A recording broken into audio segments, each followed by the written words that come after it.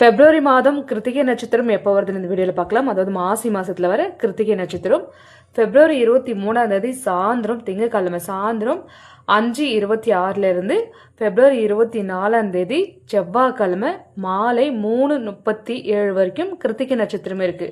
So நம்ம வழிபட வேண்டிய நாள் திங்கக்கிழமையும் பண்ணலாம், செவ்வாய்க்கிழமையும் பண்ணலாம்.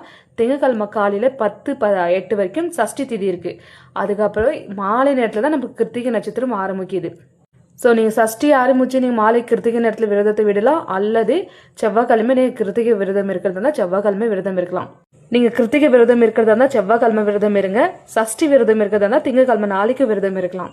மோஸ்ட்டாக இன்னைக்கு நிறைய பேருக்கு விரதம் இருக்க முடியாது, அதனால தான் நாளைக்கு காலையில் 10 மணி வரைக்கும் சஷ்டி திதி இருக்கு. ஸோ 10 மணிக்கு நீங்கள் காலையில் அதிகாலையில் விரதத்தை தொடங்கிட்டு மாலை நேரத்தில் நீங்கள் விரதம் முடிக்கும் போது கிருத்திகை நட்சத்திரம் இருக்கு. கவலைப்படாது.